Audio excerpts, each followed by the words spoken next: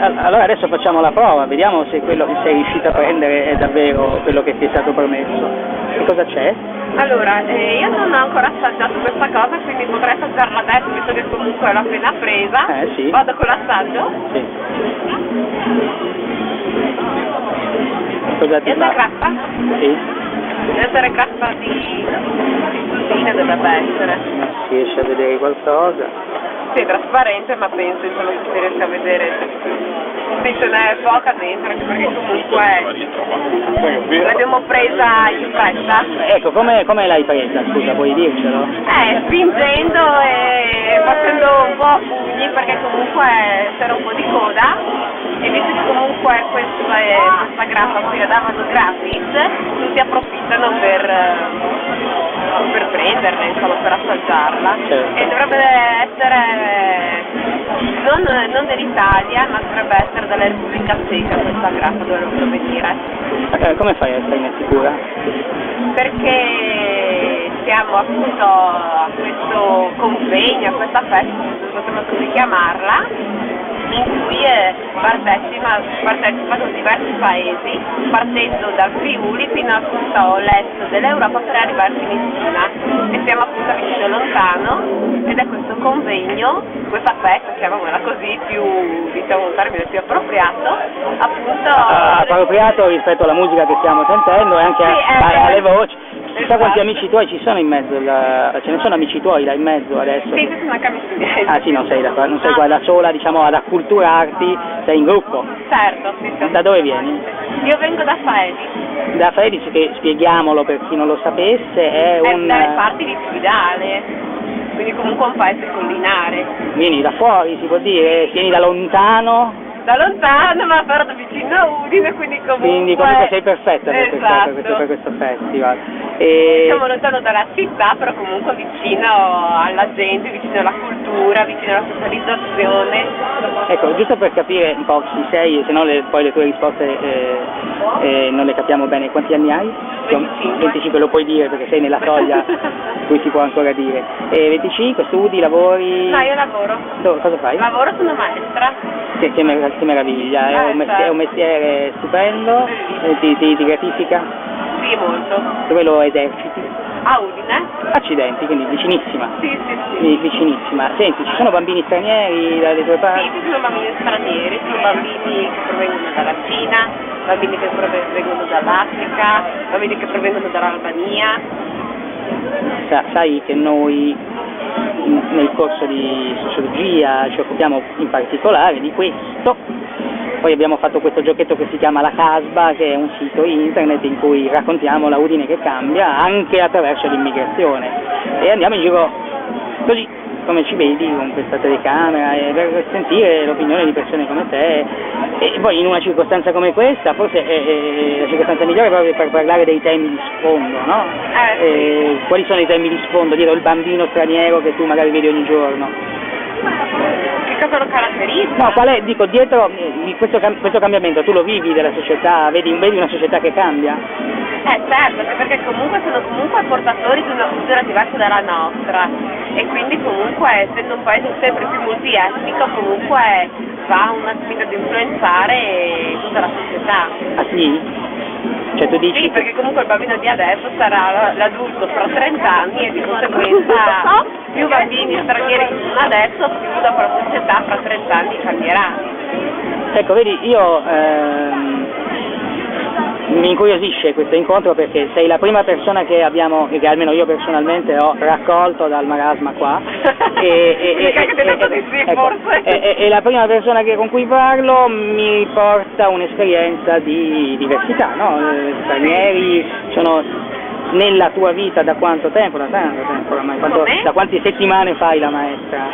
Da anni, sono 6 anni che faccio la maestra. E quindi è da 6 anni? Da 6 anni? Sì. Cioè tu da 25 anni vanti già 6 anni di lavoro. E allora dall'alto di questa lunga esperienza, cosa puoi dire? La società multietnica è un esperimento felice? Vedi un cammino facile di convivenza? Facile no.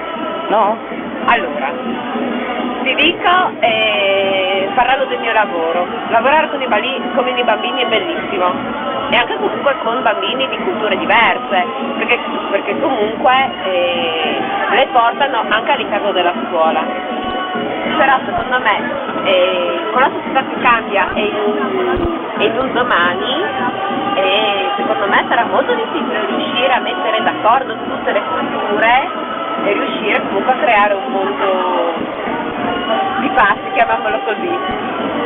Quindi secondo me non è un cammino facile. Non è un cammino facile, accidenti, mi metti di malumore. Io sono venuto qua a una festa, speravo di divertirmi all'insegna appunto del dialogo tra i diversi, che poi è mi pare uno dei motti, no, di Vicino Lontano, e poi tu già mi aggiungi una nota dolente. Quello che penso. Che cosa pensi? Possiamo vivere insieme, non lo so, italiani, argentini, arabi, tutti nello stesso brodo? Ma vedi qual è facile? il fatto? No, non è facile, perché?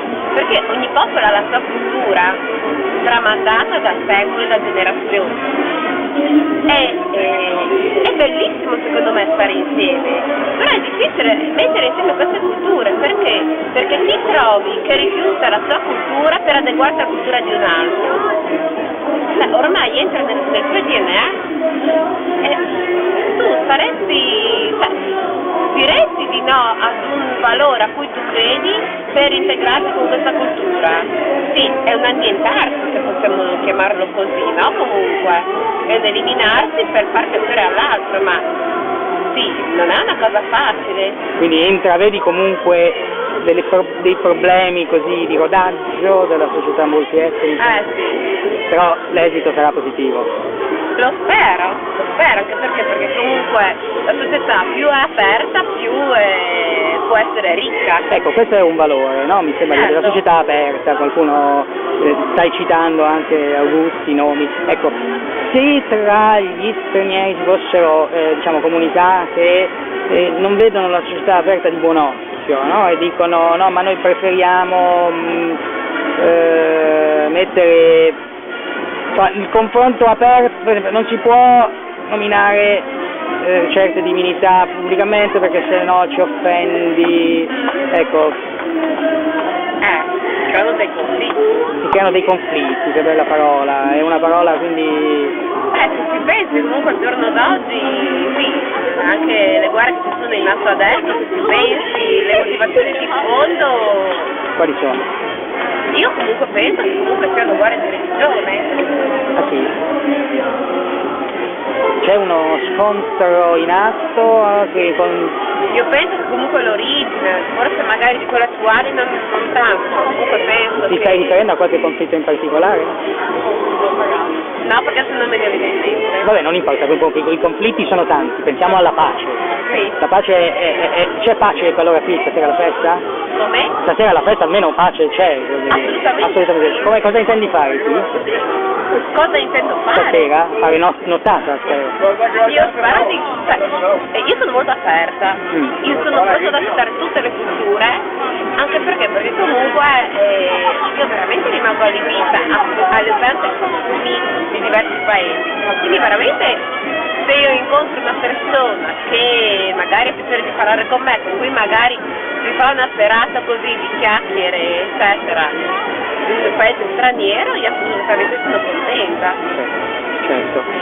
Che messaggio vuoi lasciare, diciamo, partendo da questa manifestazione che propone appunto un confronto anche vivo, no? Sentilo qua in sottofondo. Il tuo messaggio dentro questa cornice qual è? Il mio messaggio? Hai 30 secondi. Il mio messaggio è che si riesca a creare un mondo veramente di pace in cui si vada d'accordo e che tutti siano capaci di accettare gli altri. Andrai ad altre manifestazioni, ad altre iniziative? In questi giorni? Qua? Vicino Lontano? No? Non hai nulla in programma? Sai che c'è l'ex presidente dell'Iran, Mohammed Khatami? No. No? No, E- anche perché il programma non ce l'ho. Non hai il programma, però la festa l'hai sgamata subito, Sì, Eh. non si sa di farsi in giro, non si dice mai di no. Visto che comunque è utile magari un attimino anche un po' morto da quel punto di vista, quando ci sono si approfitta subito. Grazie.